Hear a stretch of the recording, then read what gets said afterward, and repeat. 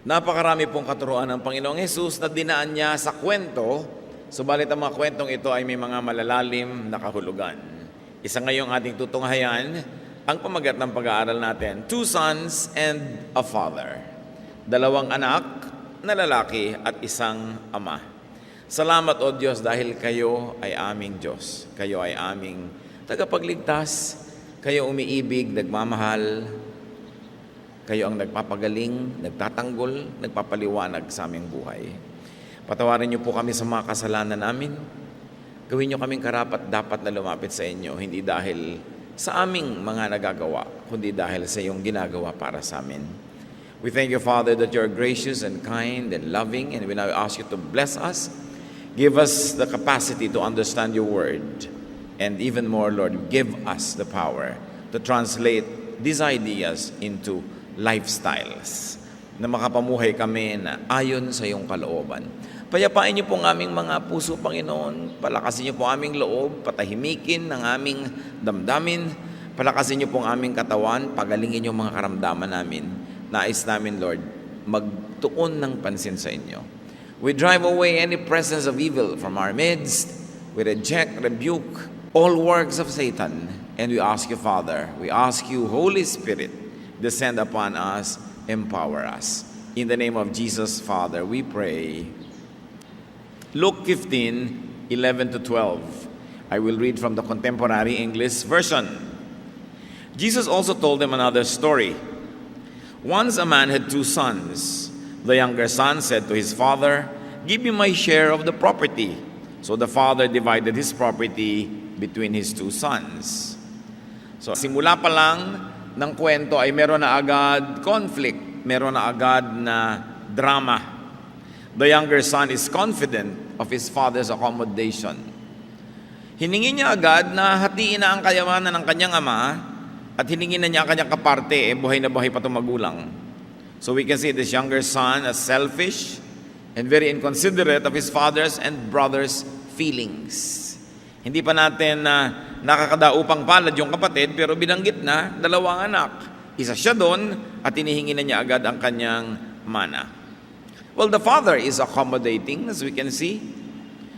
And the son's boldness and confidence, his lack of hesitation, suggests the father's openness. Wala pang sinasabing ugali o kaya ay katangian yung ama, pero sa kilos ng anak ay magkakaroon na tayo ng ideya. Saan siya kumuha ng lakas ng loob na lumapit at hingi ng kanyang mana, ay buhay na buhay pa yung tatay niya, kung hindi ang pagkakakilala niya sa ama niya ay pagbibigyan siya at ibibigay naman ang kanyang hinihingi. So through the actuations of the son, we begin to get hints as to the father's character. Luke 15:13 to 14. Not long after that, the younger son packed up everything he owned and left for a foreign country, where he wasted all his money in wild living. He had spent everything when a bad famine spread throughout the whole land. Soon he had nothing to eat. Hindi pa sapat na hiningi niya ang kanyang mana, nag-alisbayan pa siya. Nag-empake at naglayas. Nabuhay sa sarap, sa luho, sa bisyo, at nung lumao, naubos na ang kanyang pera.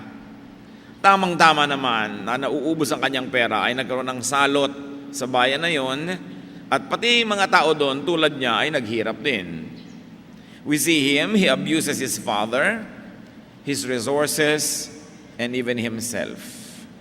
Pwede ka nang mamuhay sa ganyang uri ng lifestyle na hindi mo rin naabusuhin pati katawan mo. So he uses up all his resources, and his unrighteous ways inflict a curse on the land, his surroundings that supported his lifestyle. Pagka may mga taong ganyan na malayo sa Diyos, ang ginagawa yung mga mali, pati ang kanilang kapaligiran na daramay. At pati yung bansang dinapuan niya, yung bayan na yon, ay nakaranas ng salot. His unrighteous ways inflict want and hunger on him. So nagutom to matapos nagbuhay milyonaryo. Luke 15:15 to 16. He went to work for a man in that country, and the man sent him out to take care of his pigs. He would have been glad to eat what the pigs were eating, but no one gave him a thing. So apparently, hindi naman sila pakain nung kanilang employer. Dahil walang-wala na siyang hanap buhay, walang-wala na siyang resources, nagtrabaho na masukan, at ang kanyang naging assignment, mag-alaga ng mga baboy. We can really very clearly see na wala na siya sa Israel, wala siya sa bayan na talagang kanyang sinilangan, dahil may mga nag-aalaga ng baboy, hindi naman inaalagaan niya sa Israel, hindi nila yung kinakain. Pinandidirihan pa nga nila. At sa pag-aalaga niya, ay siya'y naiinggit sa mga baboy na may laging kinakain, samantalang siya ay walang makain. Willing na sana siyang kainin yung kinakain ng mga baboy, pero niyon ay hindi naman ibinibigay sa kanya.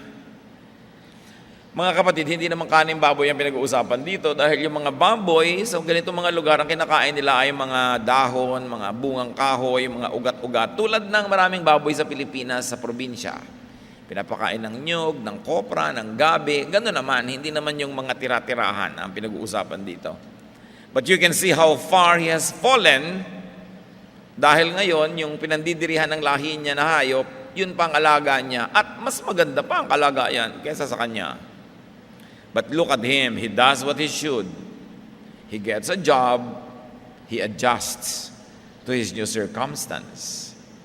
Kung merong katangian kang pwedeng mapuri sa lalaking ito, at least nag-adjust siya. Nasanay siya sa luho, may kaya ang kanyang magulang, at itong mga huling araw ng buhay niya, ang dami niyang perang nilustay, pero nung nawala na, nagtrabaho naman. Siya ay marunong mag-adjust sa buhay. He is practical, resourceful, adaptable. Yan ang mga katangian ng mga tao magsusurvive. Yung hindi nagmumukmok, hindi naaawa sa sarili, ang ginagawa, yung pwedeng gawin para patuloy na mabuhay.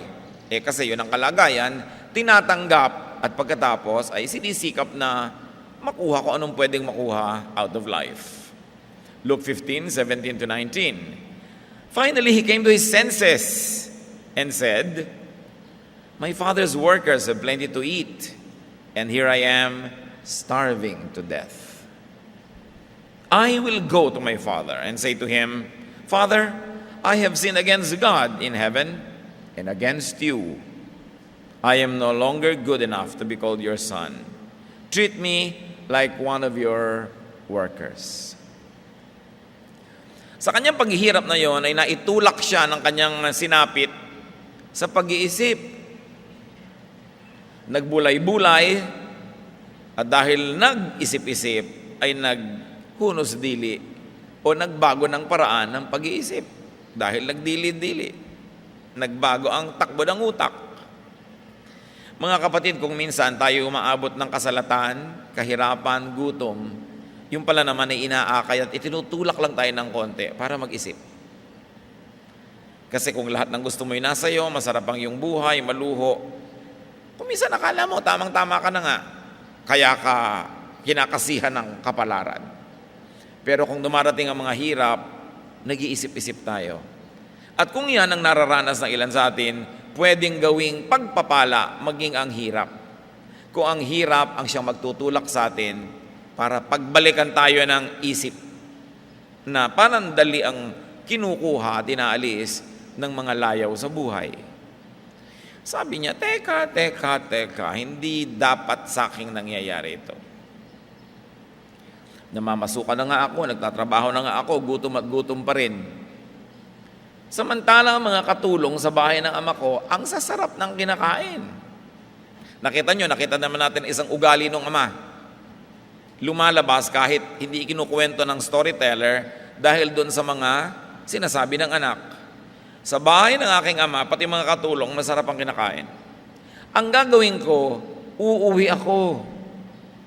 Hihingi ako ng tawad at aaminin ko nagkasala ako sa ama sa langit at sa aking ama dito sa lupa. At sasabihin kong di na ako karapat-dapat na tanggapin niyo muli bilang anak, mamamasukan na lang po ako sa inyo. Total, talaga namang marami kayo empleyado.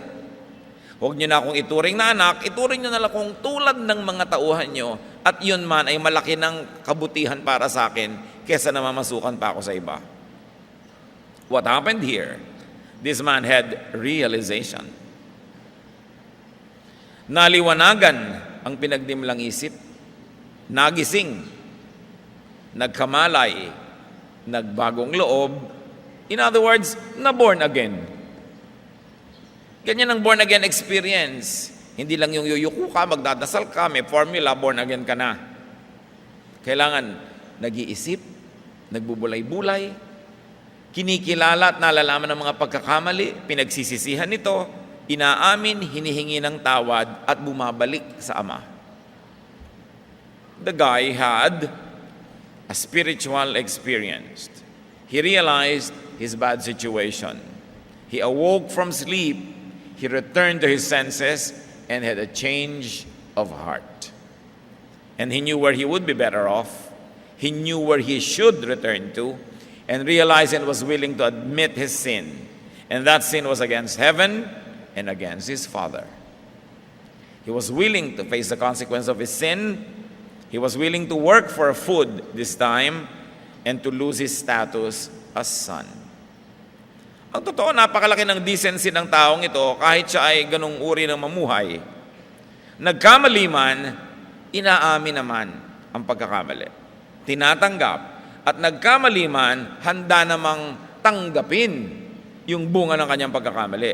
Hindi katulad ng iba na magkakamali, aaminin nga, pero ayaw nung parusa, ayaw niya nung consequence. Gusto, ibalik ang lahat sa dati. Ano ba, humingi na ako ng tawad sa tatay ko o hindi pa binabalik ang allowance ko? Hindi ganon. Sabi niya, talagang may kasalanan ako. I no longer deserve this. So nakita niya yung katotohanan ng kanyang pagbabagong loob.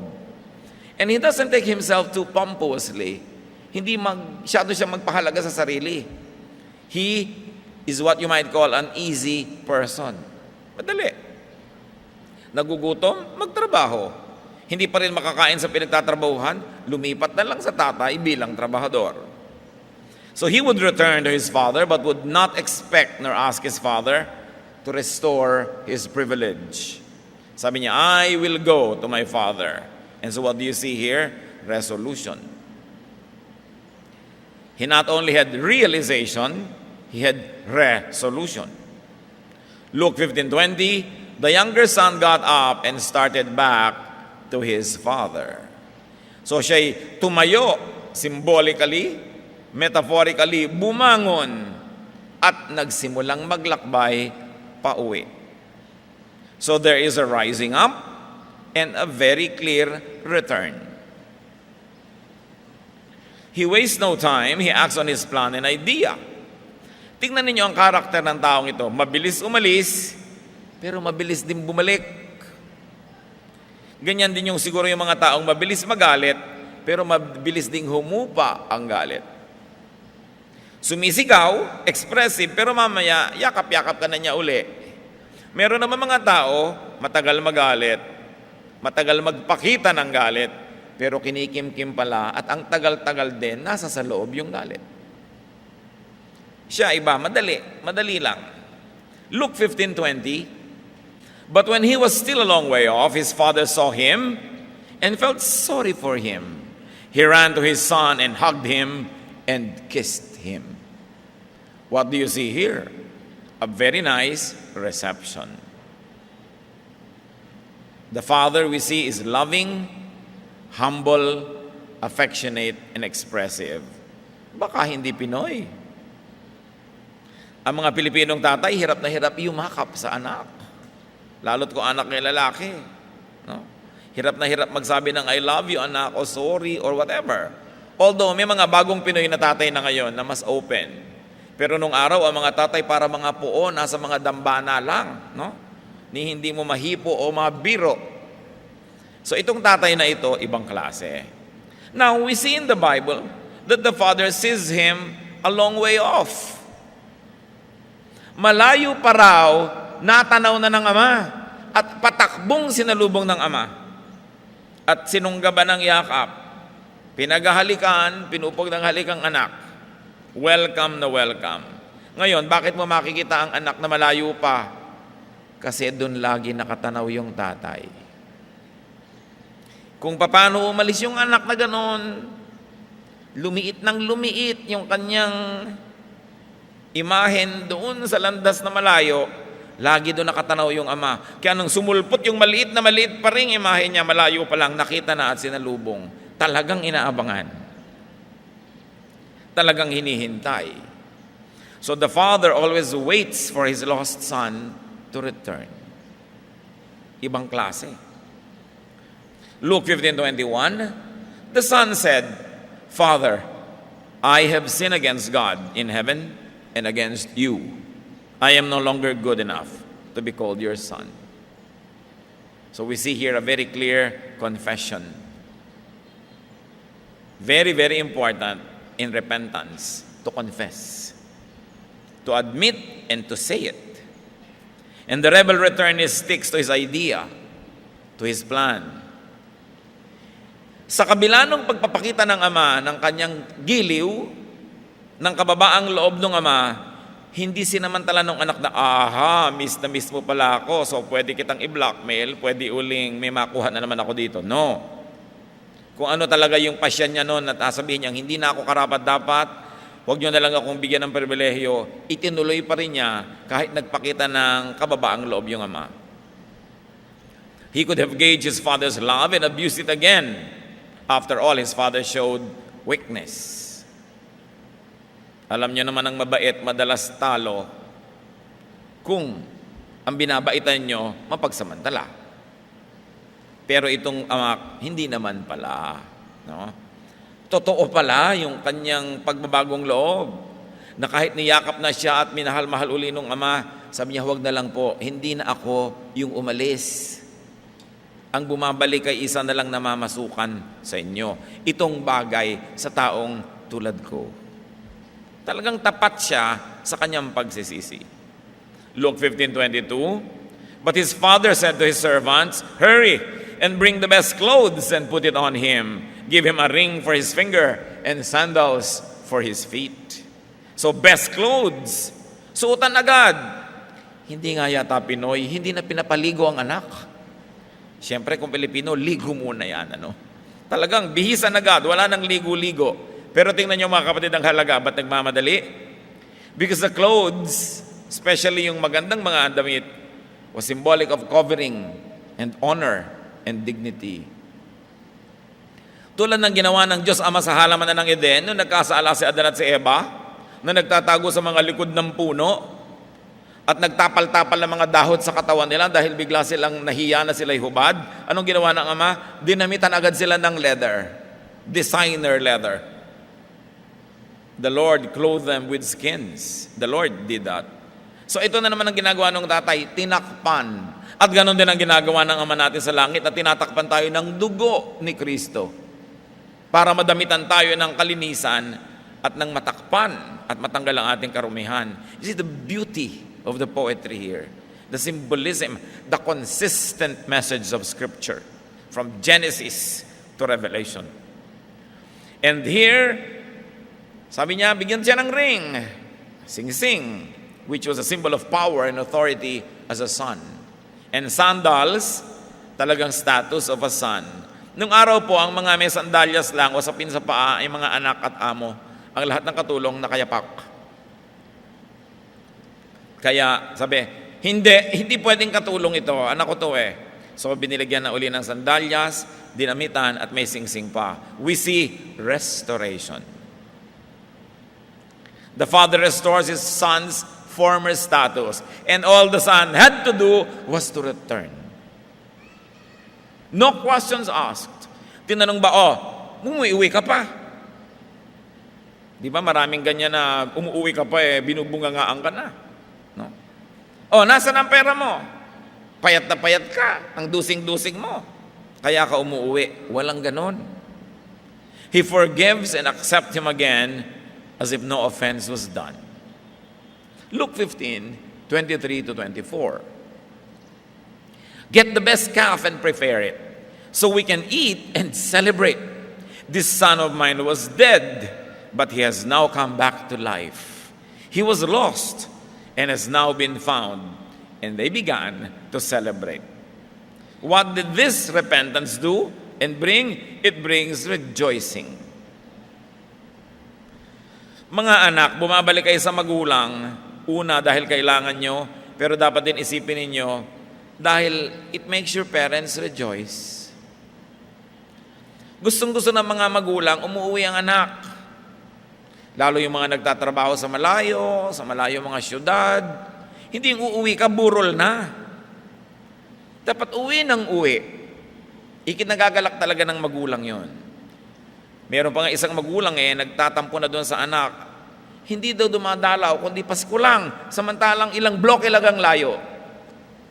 Ikinatutuwa talaga ng magulang ang dinadalaw siya lagi ng anak. So the father rejoices over the return of his lost son. And as we can see here, that the father loves to celebrate.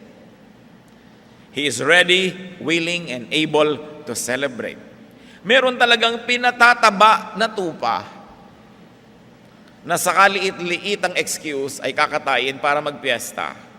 Mahilig ang tatay na ito sa baile. Mahilig sa mga handaan at mga tugtugan. Siguro pareho sila nung anak niyang umalis. Sabi niya, wow, happy days are here again. Let's party because the son of mine returned. Luke 15:25 to 26. The older son had been out in the field. O ayan, sa wakas, baka kadaupang palad na natin yung kuya. But when he came near the house, he heard the music and dancing. Malayo pa siya, napakunot. Ba't kaya may tugtugan? Ba't maliwanag? Ba't may mga tawanan? So he called one of the servants over and asked, what's going on here? The elder son, we see, works hard. Yung isang bunsong kapatid, galing sa pagsasaya, galing sa pagwawala. Ito namang kuya, galing sa pagtatrabaho sa bukid. Magkaiba. Luke 15:27 to 28. The servant answered, your brother has come home safe and sound, and your father ordered us to kill the best calf. The older brother got angry that he would not even go into the house. Ano? Nagkatay kayo ng pinapataba natin dito? Sayawan, tugtugan? So what comes here is anger and abstention. He boycotts the party. And what he shows is aloofness, distance, separation. Kung yung bunsong kapatid puro R, siya puro A. He is unforgiving. He does not care about his brother's welfare nor his father's feelings. Pareho lang pala sila nung bunso. Wala silang pakiya sa nararamdaman ng tatay nila. Luke 15:28. His father came out and begged him to go in. So you see, this father is so humble, now he begs the other one to come in. Utang na loob, anak, pumasok ka na. Kumain ka na habang mainit pa ang sabaw. At tayong magsaya dahil umuwi na ang kapatid mong bunso. This father doesn't want any of his sons to remain outside or away from the celebration. Remember the king and his banqueting table? Naghahanda siya, gusto niya lahat dumating at magkainan doon. He is humble as to beg his son and to come running to the other. Luke 15:29 to 30. But he said to his father, for years I have worked for you like a slave and have always obeyed you. But you have never even given me a little goat so I could give a dinner for my friends. This other son of yours wasted your money on prostitutes. And now that he has come home, you ordered the best calf to be killed for a feast? Punong-puno pala ng sama ng loob tong anak na to. Now he does an accounting. Talagang mahilig siya sa A. Tuusan bigla, bilangan, sumbatan. Sabi, ang tagal-tagal ko na parang alila dito. Trabaho ng trabaho. Wala kayong utos sa di ko sinunod. Ni kaprasong kambing, di nyo ko nabigyan para mag-party. Tapos itong anak nyo na to na lumustay ng lahat, uuwi-uwi ditong ganyan, ipaghahanda nyo pa? at yung best kafa ang inyong ibibigay? The elder son works hard but apparently doesn't enjoy the work that he was doing, not even its fruits. This elder son is not exactly cheerful about his work. And he is even jealous of his brother. Now he goes into comparing his brother with himself. Sabi niya, inagaw niya ang lahat sa akin. Kinuha niya ang lahat-lahat pagkatapos siya pa ipagpaparty dito. Luke 15:31-32. His father replied, "My son, you're always with me, and everything I have is yours. But we should be glad and celebrate. Your brother was dead, but he is now alive. He was lost and has now been found." Kung ako yung tatay, sasabihin ko, bakit hindi ka nagpatay ng kambing? Problema mo yan. His elder son denies fun from himself.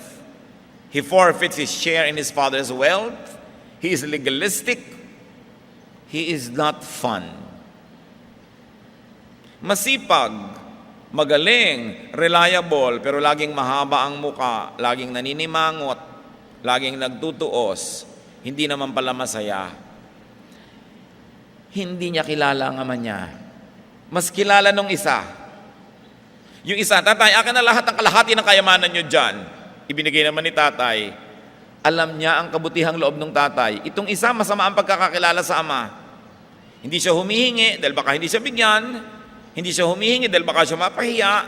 Hindi niya kilala. And he was always working hard, maybe trying to earn the father's approval, while the other one knows that the father approves of him, and in fact, he squanders that approval. Magkaiba pagkakakilala nila sa ama nila. This elder brother is obsessed with being correct and righteous and bookish, and because of that is judgmental. More than his father is judgmental of his brother. One son squanders the father's goodness, the other son does not know it is there, and is probably working hard to earn it. Now, let's go to the heart of the matter. Of course, the Father represents God. Wala namang ipinapakilala ang Panginoong Jesus kundi ang Ama sa langit. Natural ang amang itong ipinakikilala niya, nakilala niya, na pinagmulan niya, na hindi kilala ng Israel. Parang foreigner yung ugali. According to Jesus' revelation, the Father is all of goodness. The Father is accommodating, patient, humble, forgiving, and open. Yan ba ang pagkakakilala nyo sa Diyos natin sa langit? O isang Diyos na laging galit? Isang Diyos na laging naghahanap ng mali? Isang Diyos na laging laging suyu-suyuin at himuk-himukin na maging mabuti? Isang Diyos na kailangang suhulan para makinig sa ating mga daing? Isang Diyos na kailangang laging pilitin? Or is He the Father who is loving, na ipinakilala ng Panginoong Jesus? The Father loves to give and forgive, to accept and include people. And the Father loves to celebrate, obviously.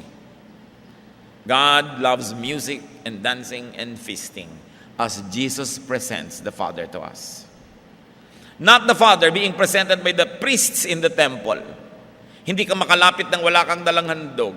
Lagi ka nalang laging kulang, lagi siyang galit, lagi kang may kasalanan, lagi mong kailangan yung mga pare para mamagitan at makiusap para sa iyo. Inilayo ng simbahan ng Diyos sa mga tao para maging mahalaga ang mga pare na namamagitan sa tao at sa Diyos. Ang ginagawa ng Panginoong Jesus, ibinabalik at inilalapit niyang muli. Mali ang pagkakakilala niyo sa Ama. Siya'y mabait, siya'y mabuti, pwedeng lapitan, madaling kausap. Pinahihirap ng relihiyon para maging mahalaga ang simbahan. Pero pinapakita ng Panginoong Jesus, hindi yan. Pwede kayong dumiretso. Madaling kausap. Anong dapat natin gawin kung mahilig pala mag-celebrate ang ating Diyos? As God's children, we should give the Father reasons to celebrate. Napasaya niyo na ba ang Diyos kanina? Napasaya niyo ba kahapon? Alam niyo ang nagpapasaya sa Kanya? Tuwing tayo'y bumabalik. Tuwing tayo'y umaalis at bumabalik. Tuwing tayo ay nagkukulang at lumalapit at nagpapapuno sa Kanya. Tuwing tayo'y kumikilala ng ating mga kamalian, tuwing tayo'y nagpapasakop muli sa Kanya at nagpapakumbaba. Pero ang pagpapakumbaba natin sa Ama, hindi niya ginagamit para tayo durugin o tapakan o kawawain, ibinabalik lang niya sa atin yung status bilang anak. Hindi tayo dapat kahit kailan nangingimi na lumapit sa Diyos. Yung iba, naku, ayoko na kasi, ang dumi-dumi ko na, ayoko nang lumapit sa Diyos. Kita niyo dumating sa dito, amoy baboy, ang dungis-dungis, tapos binihisan. Yung iba, ayoko na mag-church kasi parang ang layo-layo ko na sa Diyos. Lalo kang pumunta. Lalo ka mag-Bible study. Naku, pagchichismisan lang ako ng mga manang doon. Yan ang problema. Tinatawag ka ng Diyos lumapit, halos pinipigil ka ng mga religious leader dahil bagay ka ba dito? Naka-long sleeves ka ba? Diba? Naka-close neck ka ba? May bula ka ba sa ilong? No? Dapat mukha ka nakaburol para ka mukhang kagalang-galang. Ang dami kasing arte ng mga relihiyosa, kaya tuloy akala ng mga tao, Diyos yung maarte. No. God is so easy to approach. Salamat na lang dahil kailangan natin yung kabutihan niya na yun. Dahil ang dumi-dumi natin, ang mali-mali natin, ang katulad tayo ng unang anak. The younger son represents people who are sinful, abusive, impulsive, self-seeking. Mga taong masayahin, magaan, relax, adaptable, but easy and repentant and humble actually. Sa biglang tingin, parang napakasama. Pero ang totoo, yun pala ang mas madaling makasundo. Kahit naman sa mga tao sa paligid natin, di ba? Yung mga tao dyan, akala mo mga hagis-hagis ang katawan nila dito, masyadong relax. Yun ang mas madaling makasama. Hindi laging proper, pwedeng maging wild, pero may mababang loob. At yun ang hinahanap ng Diyos. Hindi yung purity which is impossible, pero yung kababaang loob that makes it possible for you to get purer and purer. As you repent and return to God, get reconciled with Him, you get restored, and there is rejoicing. Masarap kasama ang ganito mga tao. The elder son represents people who are always straight, correct, hard-working, even sacrificial, but legalistic, formal, solemn, very religious, but self-righteous, judgmental, separatist. Sila yun. Ayaw makitungo sa mga kapatid o sa ibang anak ng Diyos. Sila lang ang tamang anak ng Diyos dahil sila lang ang naka-long sleeves. Sila lang ang laging walang kibo. Hindi sila mahilig sumayaw. Ayaw nila ng tambol. Ayaw nila ng musika. Para silang lagi nakaburol. Ayaw nilang makihiwalwilo sa mga tugtugan, sayawan at pagdiriwang. The elder son represents people who are even envious and jealous of others, insensitive and unkind, and definitely not fun. Palatuos. Pag nagkasala ka, ang maaalala lang ang kasalanan mo, hindi na maaalala yung kabutihan mo.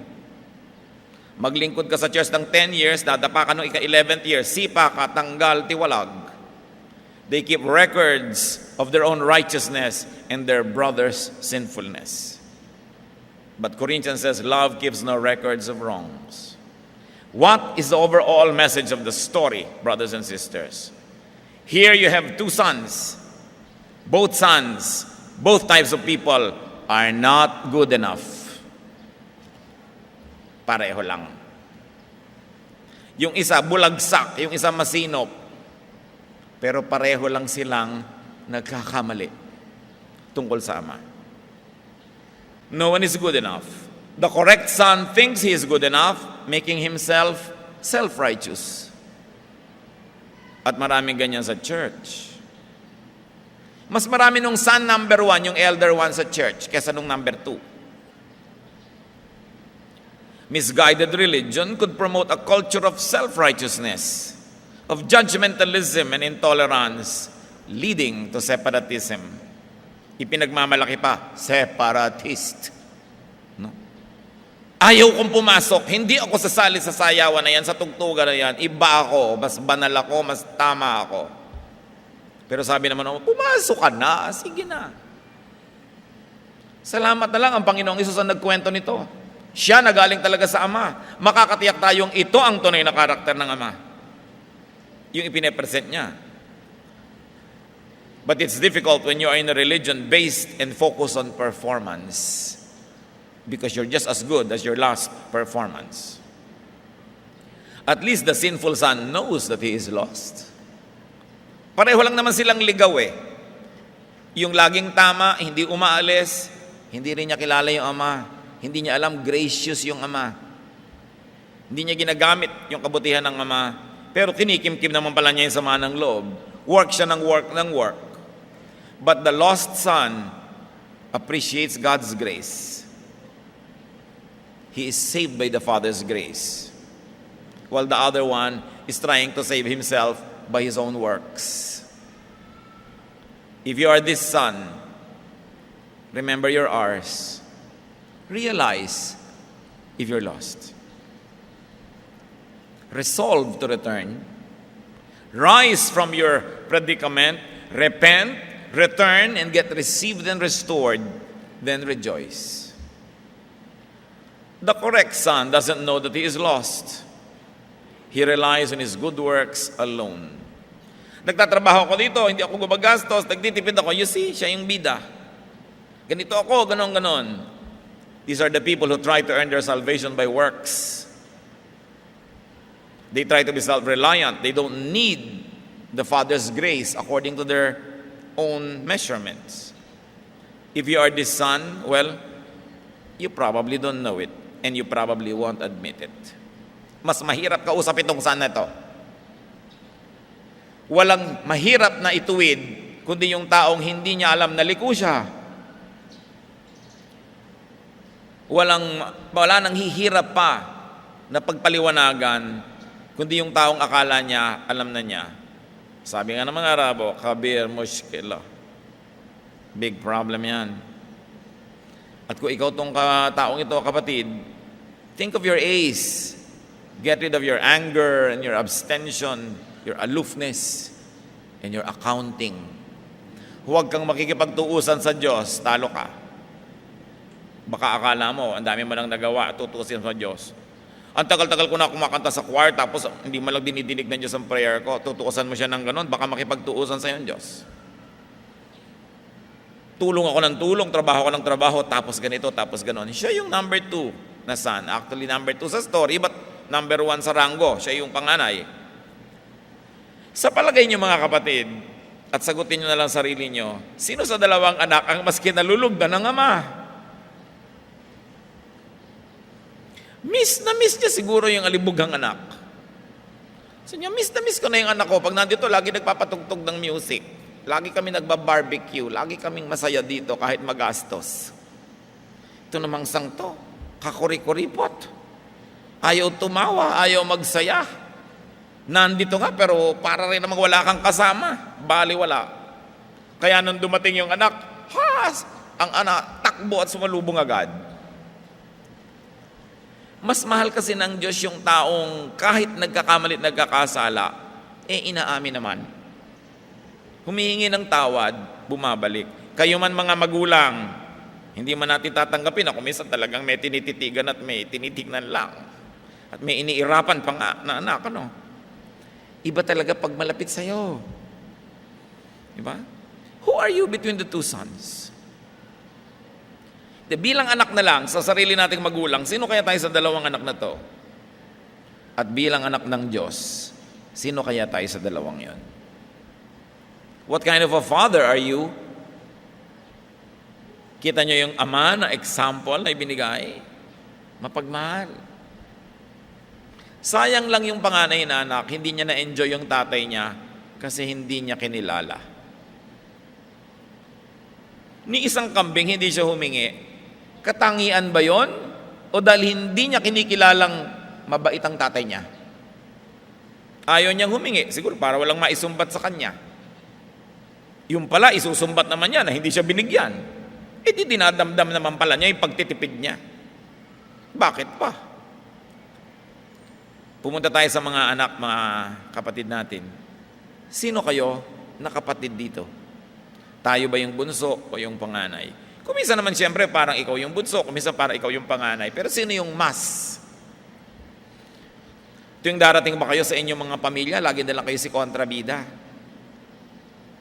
O baka lagi naman kayong si bulagsak, si hingi, si gastos. Tandaan nyo ha, pareho silang kulang. Pareho silang hindi model. Sabi ni Solomon, a man of wisdom, a godly person will avoid all extremes. Dapat balance. Meron kang konting ganito at konting ganon, binabalanse mo yan sa buhay. Pero kung talagang pipili ka lang sa dalawa, malinaw ba? Obvious ba sa kwento?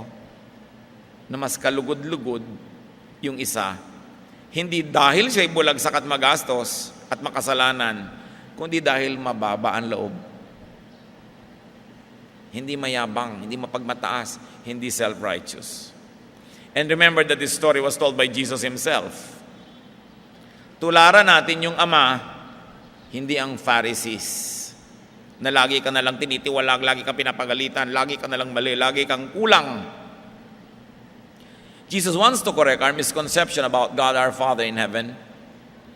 Ang ama ay mabuti, mabait, mapagmahal, mahilig tumanggap at kumupkop, at mapagpatawad. Hindi tayo dapat mag-atubiling lumapit kahit kailan. Tuwing handa ka nang bumalik sa Diyos, handa siyang tanggapin ka. Huwag nang tatagalan. Kung nararamdaman nating napapalayo tayo sa Diyos, bumalik na agad. Bakit uubusin nyo pa? Babalik din naman. Wala kang choice, babalik ka rin. Bakit mo pahahabaan ng pagdurusa? Enjoy the Father. Enjoy the Father's love. There are two types of sons, sometimes in the same person, but there's only one Father. This Father in heaven is the Father that Jesus wants us to know and to get reacquainted with.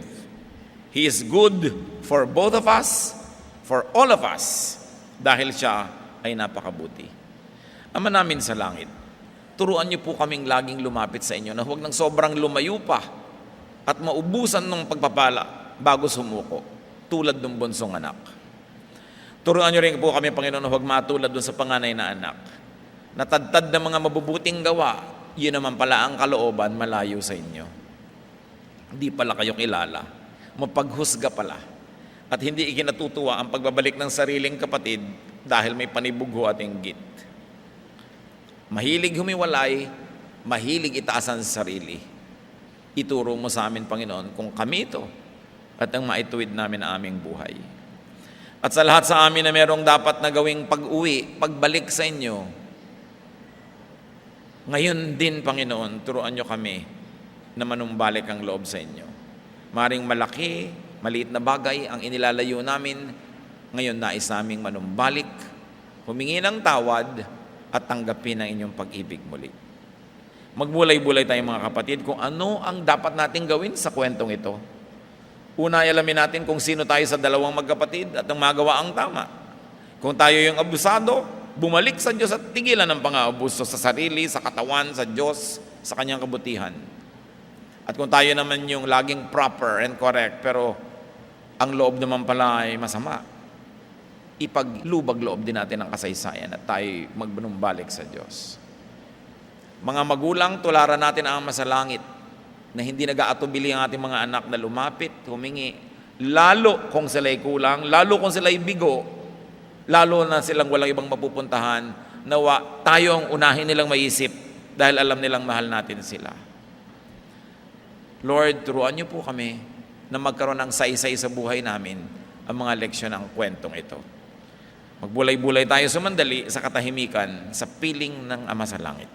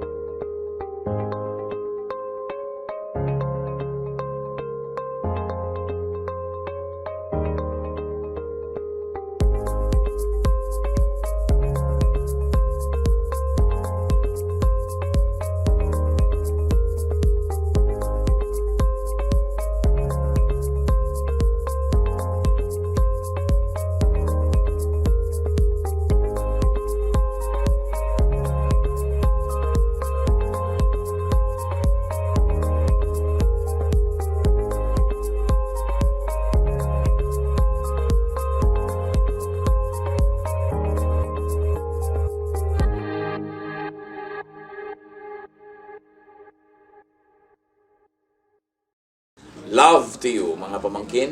Dito tayo mag-aral ng salita ng Diyos. Dito tayo mag-aral ng mga practical na bagay, magdalanginan para sa isa't isa, makinig ng mga mensahe, at dito tayo magsasama-sama spiritually sa ating official Ed Lapiz YouTube channel na ang address ay Sabi ni Kuya Ed. Remember, dito tayo ha, Sabi ni Kuya Ed, ang ating official YouTube channel. Do not forget to subscribe. Click the subscribe button and ring the bell for notification. Like, comment, and share our official YouTube channel. Visit Ed Lapiz website for daily devotion, audio podcast, latest video message, send your prayer request, subscribe to mailing list and more. Visit edlapiz.com.ph.